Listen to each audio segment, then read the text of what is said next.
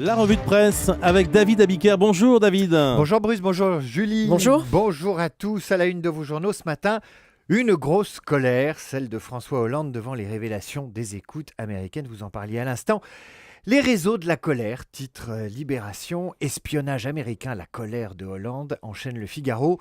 Tous dans le viseur de l'oncle Sam. À la une de l'Humanité, le Parisien aujourd'hui en France préfère s'intéresser à la visite médicale pour conduire, laquelle pourrait s'imposer aux personnes très âgées qui prennent le volant et parfois l'autoroute en sens inverse. La Croix enfin titre sur l'avis défavorable au suicide assisté rendu hier par le Comité national d'éthique alors que l'Élysée a annoncé hier l'organisation d'une consultation citoyenne.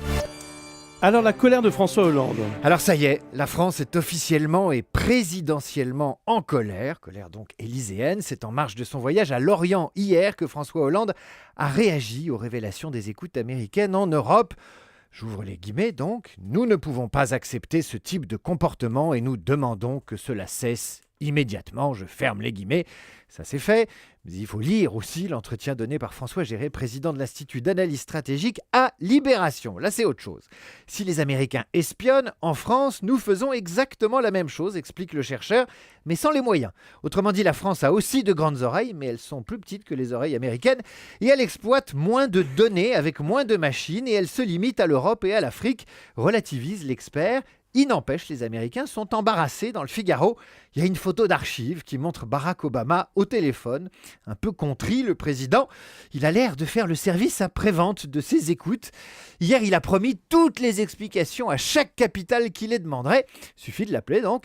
Mais dimanche matin déjà, Michael Hayden, ancien patron de la NSA et de la CIA, déclarait, non sans cynisme, sur la chaîne CBS, voilà ce qu'il disait. Grand 1, les États-Unis pratiquent l'espionnage. Oui, c'est vrai. Grand 2, le 4e amendement de la Constitution américaine protégeant la vie privée des Américains n'est pas un traité international qui les engage. Grand 3, tout Européen s'étranglant d'indignation devrait regarder ce que fait son propre gouvernement. Donc vous avez compris, on ne dit plus à bon entendeur, mais à bon écouteur. Salut. Ah oui, à bon écouteur, salut, bien vu. Toute autre chose maintenant, on en parlait d'ailleurs hier matin sur Europe 1, une consultation publique sur le suicide assisté pour les malades en fin de vie. Elle va intervenir après que le Comité consultatif national d'éthique a rendu hier un avis négatif sur l'assistance au suicide et l'euthanasie. Mais il a nuancé cet avis, explique La Croix ce matin, qui décrypte la parole des sages dans l'éditorial de Paul Quignot. L'avis rendu par le CCNE est sage. Il propose de préciser des points de la loi Leonetti dont l'interprétation pouvait laisser à désirer. Mais ces principes demeurent. Non à l'acharnement thérapeutique, oui aux soins palliatifs, oui également aux directives anticipées par lesquelles les patients disent leur refus de traitement déraisonnable, oui à la sédation profonde pour permettre à des malades de quitter paisiblement la vie. Et Dominique Quignot poursuit son analyse. Elle est fine, nuancée, humaniste. Le CCNE maintient la ferme distinction entre le laisser mourir et le faire mourir qu'il rejette. Prochaine étape donc, un débat public national sur la question avant une loi promise par le chef de l'État. Autre débat, alors les plus anciens doivent-ils passer un examen médical avant de prendre le volant ? Avec un papier du Parisien assez savoureux qui commence comme ça. En cette première vague de départ en vacances, on les repère souvent de loin. Ils roulent lentement sur la file de droite, indifférents aux appels de phare. Alors de qui est-il question ? Des conducteurs âgés qui, pour le sénateur centriste Yves Détraigne, représentent un danger dans une France qui est un des rares pays européens à n'organiser aucun contrôle médical de ses conducteurs et à leur délivrer un permis à vie. Alors on a tous un proche âgé qui nous fait peur au volant, dit le sénateur, qui veut instituer une évaluation médicale à la conduite pour les plus de 70 ans. La vue basse, l'ouïe diminuée, les réflexes amoindris, certaines personnes âgées représentent un danger mortel sur la route, explique le Parisien, pour qui il serait irresponsable de ne pas ausculter notre politique de prévention. Et il y a même urgence. Le Parisien a ainsi recueilli le témoignage de Jacques, 79 ans, retraité, qui a été bien inspiré de s'inscrire moyennant 110 € à des cours de révision de la conduite et du code. Voilà ce qu'il dit.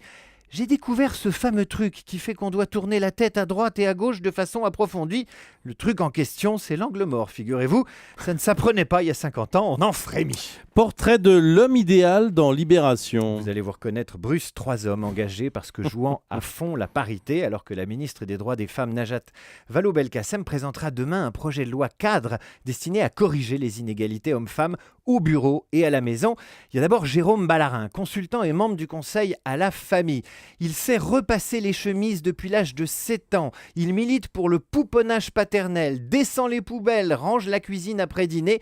Il y a aussi Thomas Lancelot, Vianney, cofondateur de l'association Mixité, conseiller principal d'éducation et féministe. Sur le faire-part de naissance de sa fille Violette, il a fait imprimer ceci. « Quand je serai grande, je serai ingénieur, comme maman et féministe comme papa ». 3e homme idéal, Pascal Canfin, ministre délégué au développement, se qualifiant lui-même de féministe récidiviste. Divorcé, seul membre du gouvernement à pratiquer la garde alternée, il a fait exprès d'avoir plus de femmes que d'hommes dans son cabinet et il s'est fixé une règle, pas de réunion après 20h30. C'est encore trop tard, monsieur le ministre. À suivre donc ce projet de loi cadre sur les disparités hommes-femmes. Alors, le clin d'œil du jour, le musée Louis de Funès, qui vient d'ouvrir près de Nantes, en Loire-Atlantique. Rabbi Jacob a désormais son musée à Célier, Loire-Atlantique. Nous annonce le Parisien aujourd'hui en France. Pourquoi Célier ? Parce que Louis Germain David de Funeste de Galarza, plus connu donc sous le nom de Louis de Funès, a vécu dans la région la fin de sa vie, qu'il y est enterré et qu'il avait son château pas loin à Clermont.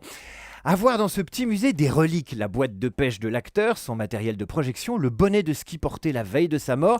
Et on l'apprend de Roselyne, la conservatrice, que l'interprète de La Grande Vadrouille aimait la nature, les rosiers, n'aurait jamais utilisé de pesticides et qu'il s'était opposé en son temps au projet de centrale nucléaire du Carnet en bord de Loire.